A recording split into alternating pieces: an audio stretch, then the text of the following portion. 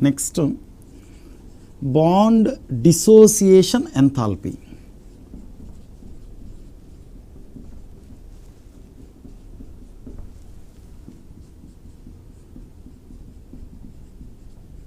Bond dissociation enthalpy,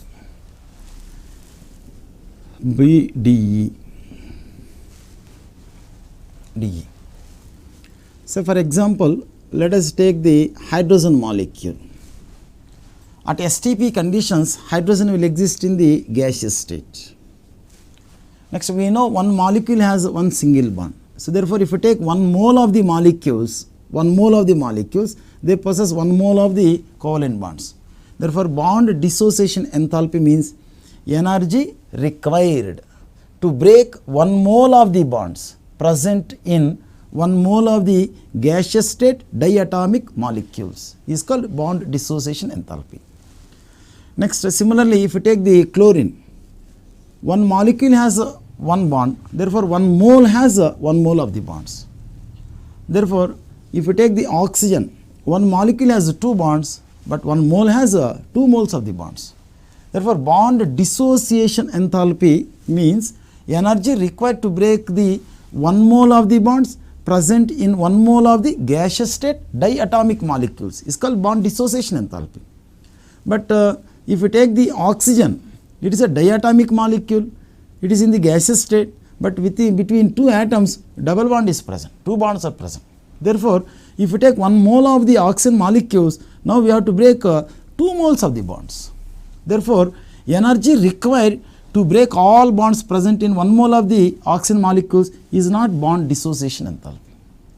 It is not bond dissociation enthalpy, it is dissociation enthalpy of the molecules. Therefore, the difference between bond dissociation and dissociation enthalpy of the molecules is energy required to break all bonds present in 1 mole of the molecules is called dissociation enthalpy.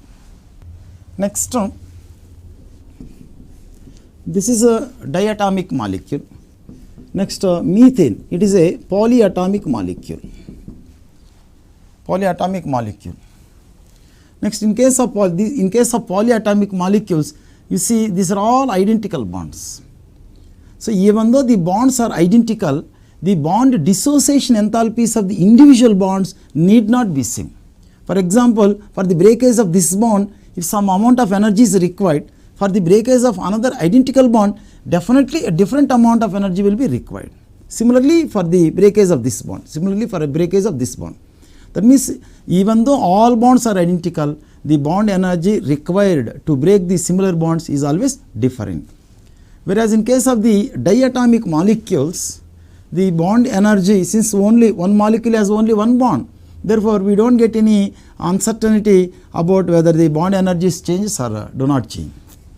So next, in case of the polyatomic molecules, since bond energy of the identical bonds are different, therefore usually we will use the word average bond dissociation enthalpy.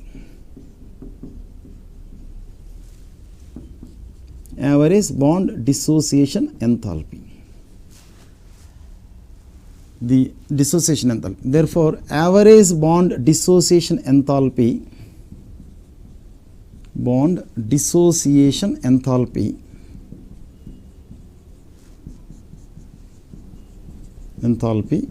is equal to total energy required